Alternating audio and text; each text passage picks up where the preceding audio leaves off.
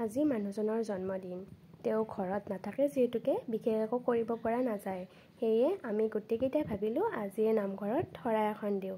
মায়ে আগৰ পৰা অৱশ্যে ভাবিয়ে আছিল এখন শৰাই দিম বুলি, কিন্তু আজি জন্মদিনটোও পালে, চাওকচোন কেনেকৈ মিলাইছে। আৰু এনেকৈ ওলালোঁ। এইফালে ৰাতিপুৱাৰ পৰা ইমান বৰষুণ, ৰাস্তাৰ অৱস্থা চাওকচোন, একেবাৰে বোকা বোকা। এইফালে বেটাক খুৰীমাকে লৈ আছে আৰু এইফালে ওপৰৰ পৰা বৰষুণো দি আছে। ছাতিটো লৈ এইফালে ৰাস্তাটো চাব লগা হৈছে। অকণমান ৰাখি থলোঁ।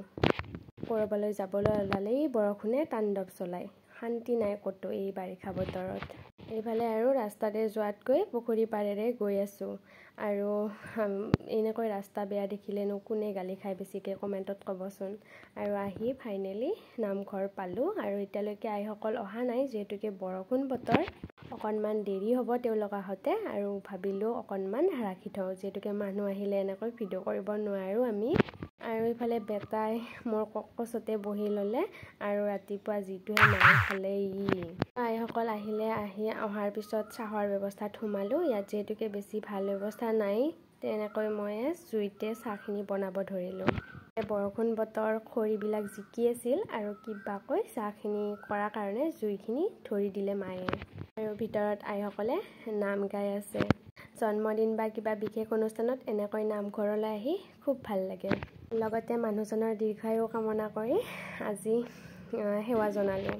তেওঁক যাতে সদায় ভগৱানে কুশলে ৰাখে সেয়া বিচাৰিও।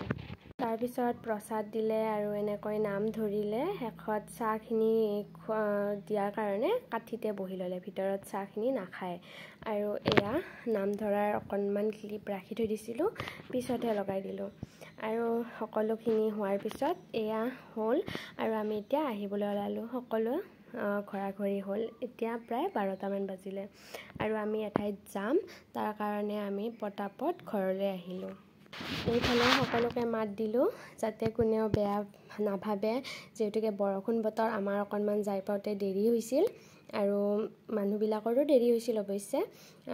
এনেকৈ আৰু আজি সৰুকৈ এখন শৰাই আগবঢ়ালোঁ নামঘৰতে।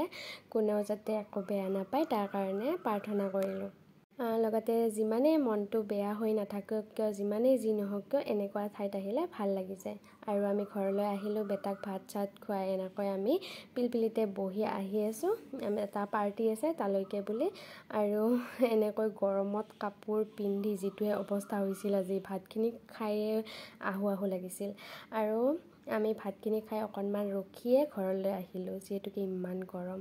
আৰু আহোঁতে আমাৰ ভণ্টি এটাৰ ঘৰ পায়, তাত অকণমান সোমাই তাইক চাই আহিলোঁ। বহুদিন দেখা নাছিলোঁ। এয়া বৰষা, তাইও ভাত খোৱাই নাছিল বোলে। আৰু ঘৰলৈ আহিলোঁ। আহি সন্ধিয়া হ'ল। সন্ধিয়া ভণ্টিহঁতে ফুৰিবলৈ আহিলে। আৰু আজিলৈ ইমানখিনিয়ে, ধন্যবাদ।